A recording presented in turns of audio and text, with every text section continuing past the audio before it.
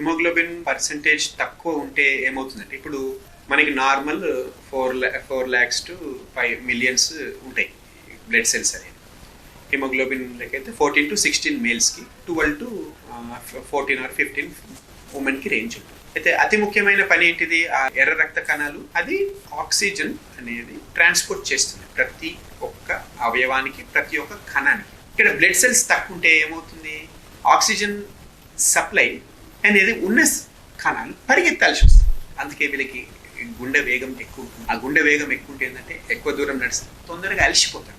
ఇంకోటి ఎక్కువ ఆయాసం, కొద్ది దూరం నడిస్తే కూడా వాళ్ళకి ఆయాసం. ఇంకోటి ఎనర్జీ లెవెల్స్ తొందరగా డ్రైనింగ్ టైప్. ఇక హెయిర్ ఫాల్ ఉంటుంది. ఇప్పుడు ఏవైతే మన కణాలు సిస్టమ్స్ ఫంక్షనింగ్ ఆ కెపాసిటీస్ అన్ని తగ్గిపోతాయి. ఎందుకు?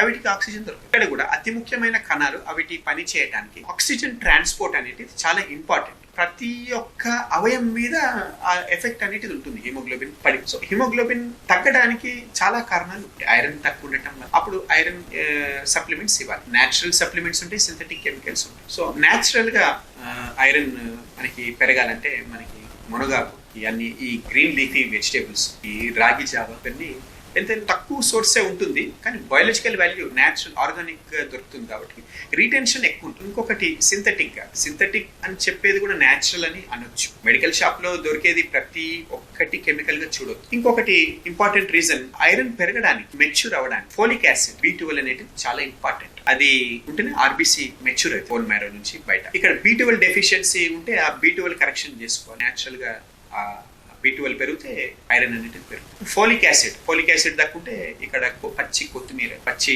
సలాడ్స్ వీటిలో హై ఫోలిక్ యాసిడ్. ఇది తింటే కూడా మీ ఐరన్ త్వరగా పెరుగుతుంది. ఆటో ఇమ్యూన్ హిమోలైటిక్ అనీమియా అంటే ఇక్కడ ఏమవుతుందండి? యాంటీబాడీస్ తయారు మీ ఎర్ర రక్త కణాలపై. మీరు ఎంత ఐరన్ తిన్నా, ఎంత ఫోలిక్ యాసిడ్ తిన్నా, B12 తీసుకున్నా కానీ అక్కడ హిమోగ్లోబిన్ అనేది అంత డ్యామేజ్ అయిపోతుంది. మనము ఈ ప్రకృతి సాధనాలు చేస్తే మనకు ఆ ఇన్ఫ్లమేషన్ అనేది తగ్గుతుంది. అప్పుడు ఆటోమేటిక్గా వాళ్ళకి హిమోగ్లోబిన్ అనేది పెరుగుతుంది.